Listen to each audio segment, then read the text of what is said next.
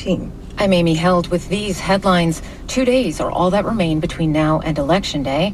Democratic presidential nominee Joe Biden is holding a drive-in rally in Pennsylvania. President Trump is holding 10 in-person rallies in multiple states. It comes as the United States is experiencing what is forecast to be a sustained rise in coronavirus cases, with daily totals closing in on the 100,000 mark. Experts say increased hospitalizations and deaths will follow. A moment of joy in western Turkey today as rescuers pulled a 70-year-old man from a collapsed building some 33 hours after an earthquake devastated the area. Crews keep on digging in Izmir in the hopes of finding more survivors. Amy Held, NPR News, Washington.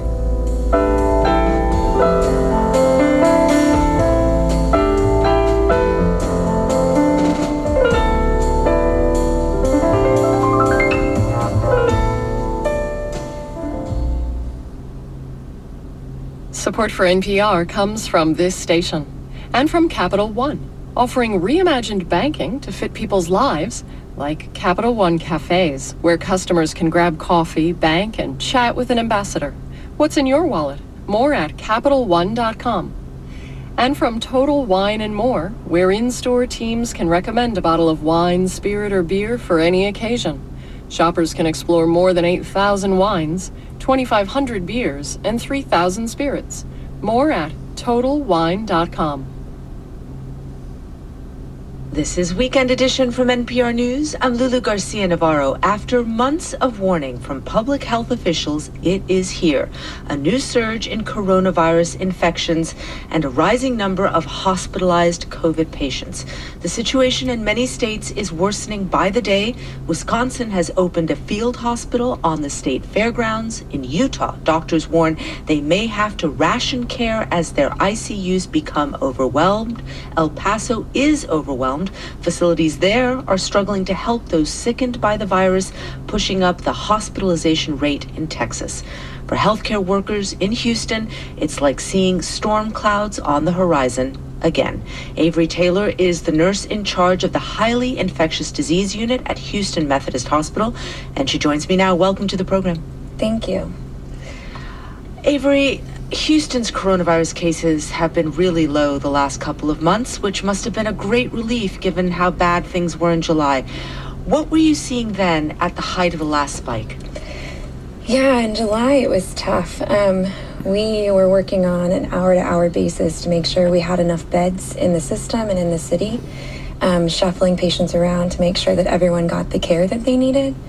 The last few months we've definitely had a lull. I mean, we still are seeing coronavirus patients every day, but the numbers are significantly different. So we've had a little bit of break so we can kind of regroup and make sure that we're ready for whatever's coming next.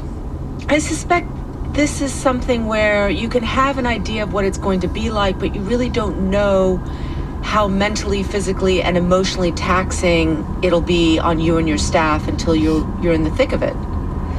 We've done it before. You know, July and August were pretty rough, but I think our staff did a really good job of focusing on what was actually important: patient care, making sure we had good quality outcomes. We're not looking forward to having to do it again. We really want to encourage people to wear masks and socially distance, but we're ready if we need to be. Can you tell me what is the hardest thing when you're dealing with these particular cases? Yeah, the hardest thing is family anxiety. It's really hard to have a family member in the hospital. It's even harder when you can't see them.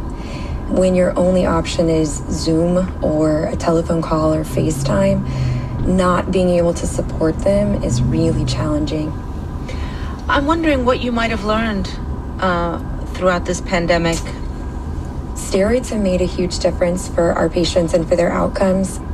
And then self-proning has been really helpful for our patients.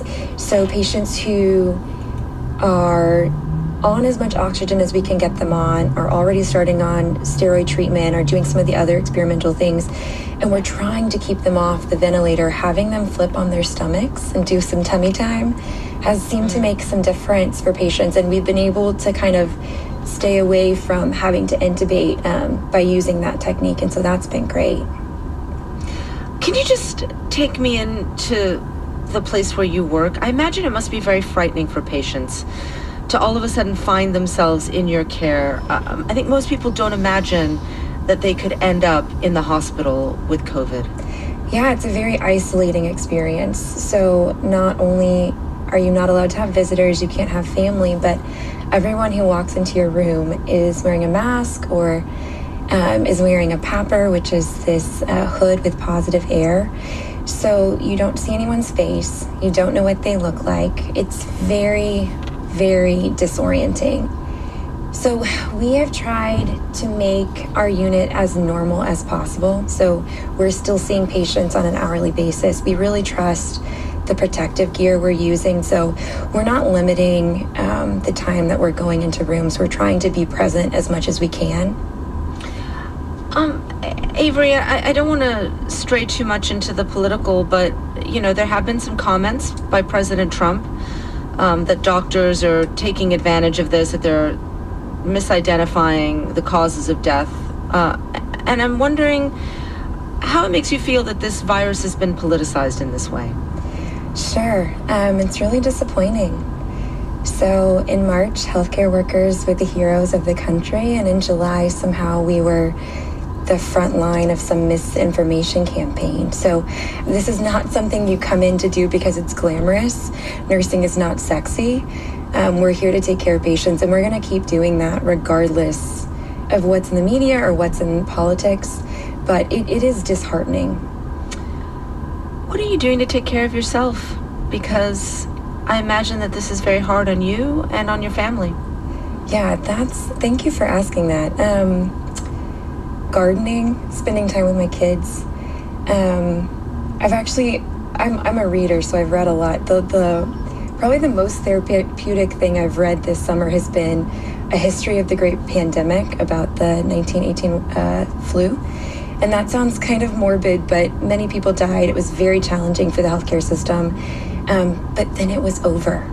And so reminding myself that this is a season and we will get through it and life will look different soon has been really healthy for me. Avery Taylor is the nurse in charge of the highly infectious disease unit at Houston Methodist Hospital. Thank you very much, and please stay safe. Thank you so much.